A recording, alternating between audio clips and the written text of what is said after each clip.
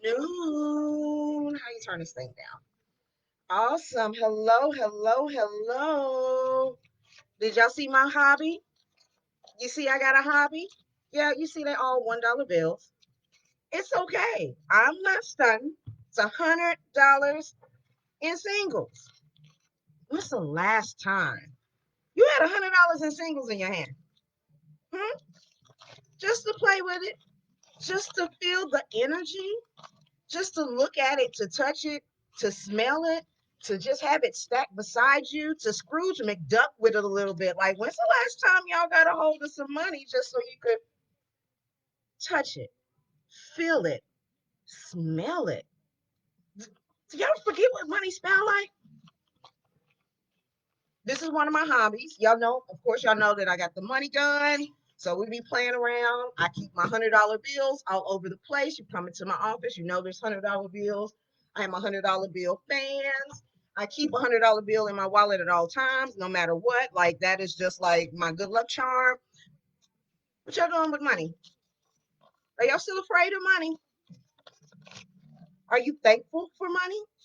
Do you tell your money that you are thankful for your money? Hey sis, what's going on? We got to get together tomorrow. Lisa, call me. Dinner's on me. Guys, are you thankful? Are you grateful? Are you thinking about your money? I mean, like literally. No, I ain't been to the strip club. No, I ain't stripping. Can if you want me to. But the reality of it is, money is energy. Just having it run through your hands. I mean, it's always like we watch the movies and the TV shows, and we see people. There's like, man, they sitting there, they're counting that money, and they're making these big deals, and they got ideas going on, and they hustling, and they gonna turn these dollars, and they gonna flip it, and they really focused and determined on that money. They teaching y'all real valuable life lessons. They are not. I mean, literally, it is a form of attraction to be able to have money in your presence. Had to get on my best friend the other day because she was like, "Well, I want to make more money." I was like, "Baby, unless you work at the mint, you can't make money." Mm. Did somebody miss that? I said, if you don't work at the mint, you can't make money. You can obtain money. You can create money vehicles. You can be able to physically actualize money, but you can't make money. This is one of my favorite things about it. Like the more you touch it and the more it breathes, the more it expands and the more the money grows. Like, oh my gosh, you don't even understand. Like, when they first gave it to me, it was in this little bitty envelope and it was like, okay, yeah, it barely fits in there. It was all tightly packed and it wasn't able to breathe. But being able to have that money now, mm, just to get it out, let it breathe, let it be in my environment, let it circulate, let money know that I'm excited about having money in my presence. Again, these $1 bills, it doesn't matter. $1 bills always turn into $2 bills and turn into $5 bills and turn into $20 bills. And I'm going to tell you why I went ahead and did this exercise. I wanted to be able to show you guys that one, money is your friend. Like money is the greatest commodity that we have and we use in our everyday life. We need to get out of this mindset that money is not important. No, money is very important. It's almost up there with air because we use it every day of our lives, whether we're eating, whether we're putting gas in our car, whether we're paying our rent or our utilities or our bills or anything else, whether we're paying for retirements and investments, no matter what we're doing. When our kids got birthday parties, hey, Mr. Banks, when we're looking at birthday parties, when we're looking at being able to leave legacies for our kids, when we're looking at starting our businesses, being able to actually have, count, and thank God for the money that He puts into our life, it attracts more money back to us. Like, I wish y'all could see how this money is just absolutely expanding. um, so this is one of my hobbies. I would encourage anybody to maybe consider going to the bank, getting $20 in $1 bills, 50, 100, whatever the case, and just play with money. Play with money. And I'll tell you another thing. If you take it out the bank and you put in $100 bills and you don't go to the strip club, then you probably have a very good chance of not spending it. Mm. Have you ever considered that? Like, do you really want to go with this $100 bills in your wallet trying to go off to grocery stores and stuff like that? You do not. Somebody gonna think you a stripper. I don't care if they think I'm a stripper. If you know a stripper, I'm looking for a stripper as a client. I have said that. I keep manifest. I've been trying to manifest that in my life. I have been trying to look for a really good stripper that I can help her with her financial retirement plans, because strippers, like drug dealers, don't have retirement plans, and I already have clients as drug dealers. So with that being the case, I want to get to kind of my message today, because it's Prime Day. Who all has already jumped on Amazon's website and started looking for all the stuff that they are going to spend their money on? Hmm? All of their digital money. You know, the money you can't feel. Oh my gosh. Like my hands. Oh, I feel the money on my hands still. Anyway, let me chill. So, being that it's Prime Day, I did a little bit of research. And based on Motley Fool, they said in 2018, with the 28 in 2018, the average dollar amount spent on Amazon Prime Day was $96. One, two, three, four. This is what the average person spent on Amazon Prime in 2018. $96. 96 human dollars that could be used for a lot of different things. $96. They said in Statistica in 2019, they said that 80% of the people who shopped on Amazon Prime had spent $100 or less. Still the same $100. But you know what you're doing? You're spending it in a digital format. You're spending it online, and you don't see the money. You don't touch the money. You don't smell the money. You don't have this connection with the money. That's why I like to do this exercise, because I don't want to get so detached from my money that I start spending it and using it irrationally and doing all types of stupid stuff with it. Okay. So I want us to really consider, when you're starting to spend for Prime Day and you got $100 that you're going to drop onto whatever. I mean, I did not intentionally go to the website today. Somebody sent me a link and was like, "Hey, I'm gonna need you to buy this for me," and I was like, nah. But the reality of the fact is, there are people who are right now on Amazon's website. They are looking to make purchases for Prime Day. They are going to spend $100 or less, and they're going to make Jeff Bezos again the richest man in the on the globe again. Like he was already, and they already took Amazon to $1 trillion market cap, and they're going to do it again. If I remember correctly, y'all were looking for a $1,200 stimulus check just a few months ago, and y'all about to give that money back to Jeff for Prime Day. Please do not. Now, I posted earlier today and I was like, I'm real conflicted because I am a Amazon stockholder. So I do kind of want y'all to spend money on Prime Day, because I would rather take this same $100 bill, $100, and put it into Amazon stock. So when everybody else decides that they're going to go off and buy stuff on Prime Day, that I am making profits. I am making dividends. I'm making returns. All of that money, the stock price is going up, the dividends are being paid out. All of that is because I took the same $100 that people were spending on Prime Day for some junk that sits in their house and nobody can see, nobody uses, nobody even knows what it is. Like I told you, money is the most precious commodity that you need every day of your life. Why would you not take that money and set it into Amazon stock instead of? Oh, I'm not personally a stockholder, but my grand twins are, because also today is Apple's coming out day, and they've got new products, don't they? You remember last year I gave both of my grand twins Apple stock for Christmas last year. So of course they went through the Apple stock split. Then on top of that, you had the Apple price went down and came back up, and of course now you got the new products is being released, and here we are. Here we are, looking it square in the face right now. The new what do you call it? The HomePod, what they've got as the answer for the Echo and everything, that is going to be like $350.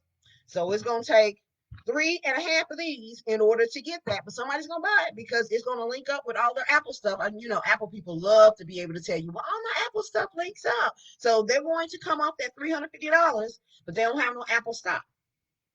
That's a whole problem. Remember when they did the Apple stock split from $400 a share to how much? $100 a share. Did you get any? Did you like any in? Were you using your money effectively, or are you just throwing money at things because you don't have any respect for money. You don't have any respect for what the money can do for you in your lifetime. I really want us to start thinking about trying to put ourselves in a position where we can make money. We've bought a lot of this junk before, and we know that it's just that it's junk. It's things that we spend time and money on. Even my little Echo Dot over here, I didn't pay money for that. I got that from a sales conference. You know, we people are already trying to get what somebody else has had. Oh, my money gun, Mother's Day present. I didn't even spend money for it. I mean, my kids did, but mind you, I had much more fun with this than I do if I had to went out to eat at Ruth Chris. And y'all know I'll take my kids to Ruth Chris and eat out in a New York minute. Another $100 gone. The point. What are you doing with your money?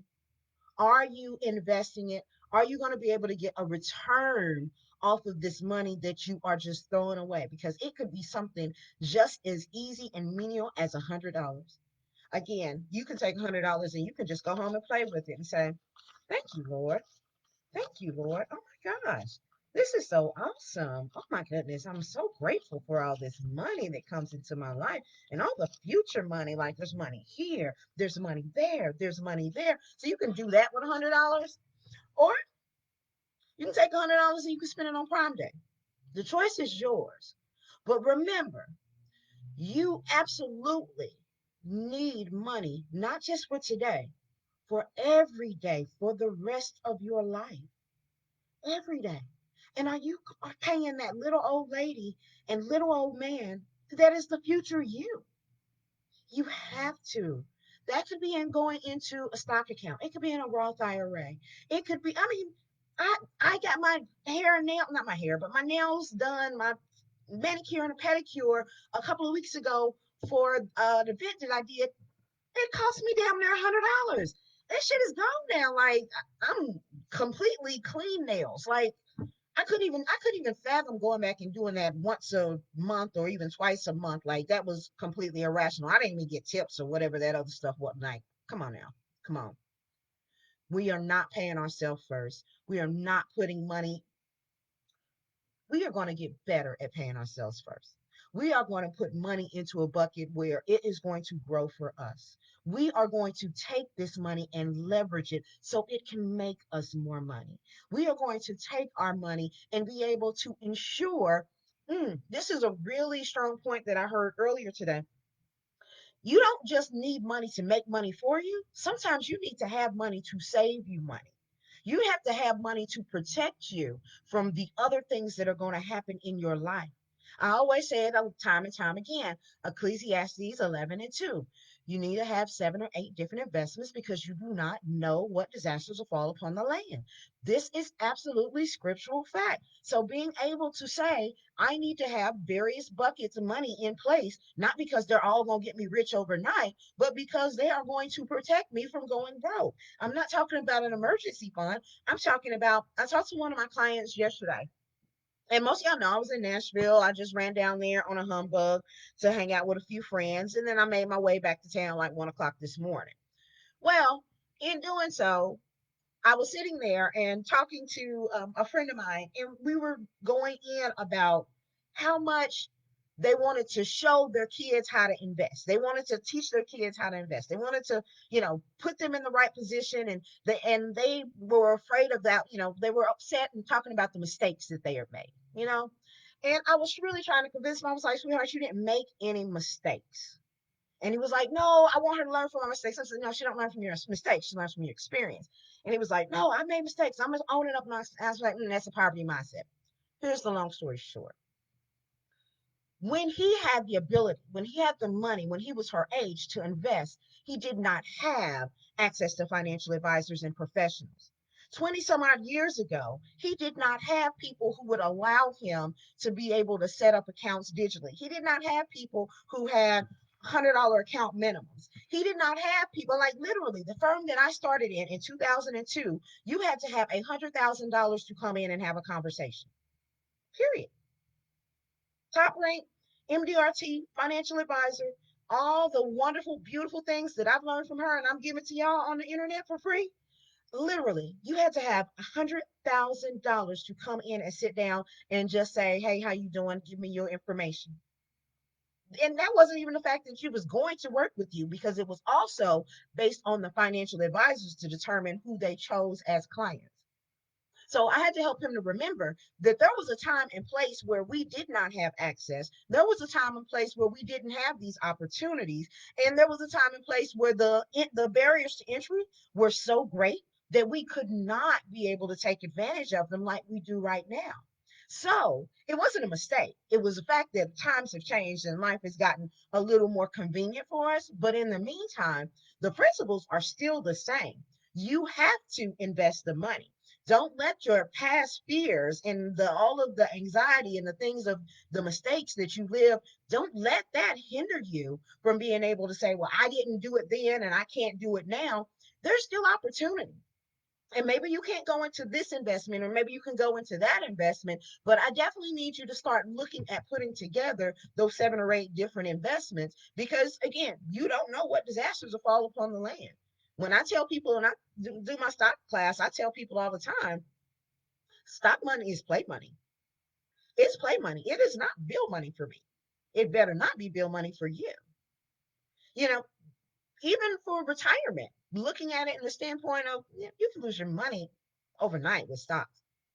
It can be a get rich quick scheme if you know what you're doing.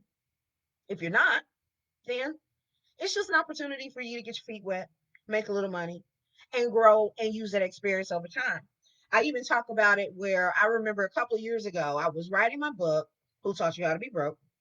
And a friend of mine, his grandson would come in, and we'd be hanging out and talking business or whatever. And his grandson would come in and was like, "Hey, granddad, can I have $20? I want to give some money to Fortnite. I want to buy some skins for Fortnite." And I was like, "What?" So I go into the other room and I watch and I see he's basically buying these little add-ons for his video games. And I was like, you are investing money, aren't you? And he was like, "No, no, no, no, I'm just buying." I was like, "No, no, no. You're absolutely making an investment. You're not getting a return off of it, but you are actually teaching me a very valuable lesson about investing. And I want you guys to take this into consideration as you're starting to talk to kids, and even as you're looking at your own investment journey." So just the same way the kids play video games and they go in and they start playing, and they start hitting those sticks, and all of a sudden, oh, they lost and they went out. And then I was like, all right, let's start over again. And they go back in and they get a little further.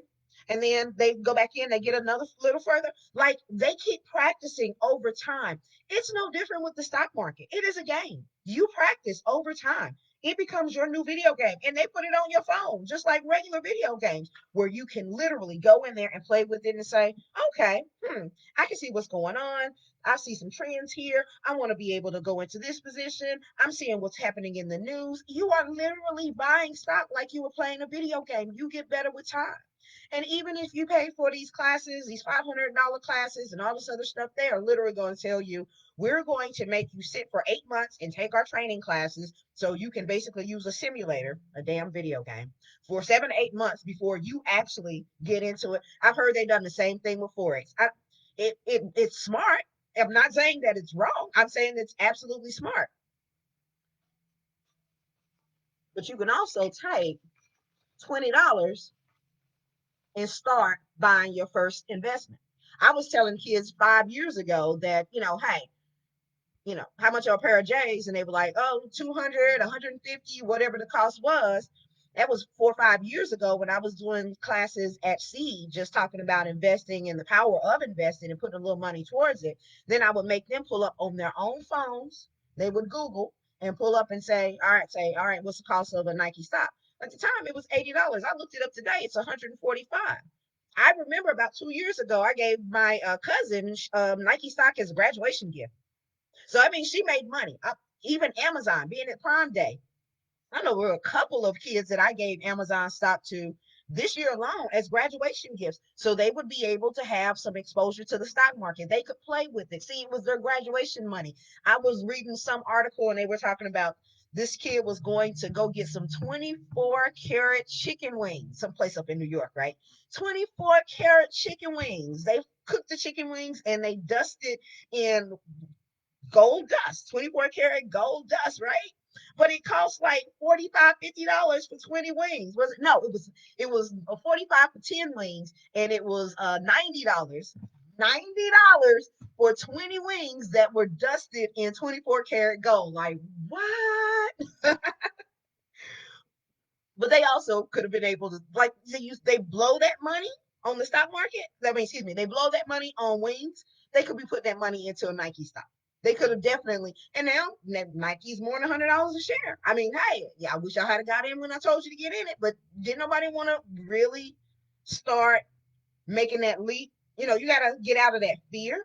The only way you're going to overcome your situation is to overcome your fear, and overcome your fears by action. And you can take action. I mean, literally, I left $100 million firm so I can show y'all how to do this for $50 a month. Like, are you not understanding? It is so real and so easy and so practical, but you got to know the game. You got to know how the game is played on the $100 million level, and not just trying to DIY. It's so impact. It's so important. I need you to actually talk to financial professionals who have worked in this industry, who understand taxes. So another conversation I had yesterday. So going back to stock is play money, being able to say, all right, we took some money, we made some money in the stock market, we got it growing over there. Cool. Now I've made this money. I don't want to lose this money again, because we know the stock market goes up and down, just like any other investment. You have to have a vehicle that says, I need to take this money and I need to tuck it away and put it in a safe where I'll never lose another penny off of it again. And then I can still take my principal or the original money that I had, and I can use that to keep making me more money. And as that money makes more money on top of that, then I can take a portion of that. And now I've locked it in, so I don't have to worry about it losing money. So this money is still over there working and moving. See, that's what we're talking about. You don't need to put all your money in exposure where you're constantly losing money and playing this roller coaster. There are better ways to invest. And yes, it may take multiple investments to be able to do it, but being able to capture your gains. I made this money. I'm capturing this money. I'm going to put it over here. It can never go down. It can never go away. We have vehicles to do that. Do you know the name of that vehicle? Would you like to know the name of that vehicle? How come you haven't heard of it before? Because I post about it all the time. So I need you to understand that there are not just the stock market, and it's not just your 401k, or it's not just your Roth IRA. And even still, I talked to the same girl I was talking to yesterday about capturing the game. Like, you make this money, put it over there protected. You can let other money make money for you, and then you can put it over there so you don't ever have to worry about losing that money again. But the other aspect of it is, oh, who's texting me? Ooh, Chili's be texting me every time I'm on here trying to give me a free dessert. You know why? Because they're trying to make money. But for her to be able to have money in multiple different buckets, because what they forget to tell you about in that stock account is that that stock account can be taxable for you. So being able to say, let's make sure that we're putting money into a vehicle that I can have this money over here, and it made a couple of extra dollars, right? But then if I have to turn around and give, let's see, one, two, I made 10. And if I have to take, I didn't do the count, 1, 2, 3, 4, 5, 6, and I have to take 6 and I have to pay it out in taxes. Well, yeah, I got an extra $4, but the reality of it is, so you didn't make 10%, you only made 4%. So quit lying. Quit going out here and talking crazy about these big rate of returns, because as soon as the market drops, especially after you pay your taxes, now it's like them, and the market dropped, and now you down to 97. Don't be sitting here telling me you made 10% last year. No, you made 10%. Then you paid 6% in taxes. Then the market dropped another 4 or 7%. So here you are now stuck with X amount of dollars. Like, there's a whole story that goes along with this, and I'm gonna need you guys to wisen up, because we are now at an age where we know how life works, and because we know better, we should do better. Mm, okay, well, I hope I made my point. I'm gonna go back to my hobby, playing with my money, waiting on the twins to get here. I'm gonna get the twins the money, let them play with it. I don't know. They're gonna tear it up. Who cares? It's just $100, right? You blow that eating out all the time, don't you? Don't you? Don't you? So if you are interested and taking my stock class. Then there's a link on my Candly page. You can go to my website, iamwealthynow.com. I am wealthy now. Shit, I can go to the bank and get $100 just to play with it on Facebook. Ain't God good? I am wealthy now. Being able to hit me up in my messenger, I will drop you my link. And I want to be able to sit down with you. I do virtual appointments. A lot of people don't realize that I do virtual appointments. I can jump into a Zoom real quick, or we can do the Facebook Messenger, and we can set up some online education for you. You have somebody that is a resource that you can go back to, who actually has licenses on the wall. Wait a minute, wrong side. Like wrong side. Like literally licenses on the wall from the state. Like most of these people don't have that. That says I have the authority and the right to talk about federal licenses, state license, the right and authority to talk about money. Very grateful and thankful that I had that experience in my life. And I want to be able to share it with other people as well. I want us to do better with our money. I want us to think about how we're spending it. I want us to pay ourselves first instead of paying Amazon Prime Day, even though I do want to make some profits off of my Amazon stock. um, Give me a call. I look forward to talking with you. You guys have a wonderful, productive, and lovely week. Absolutely perfect. No, perfectly splendid. All right, you guys, take care. I love you. Bye.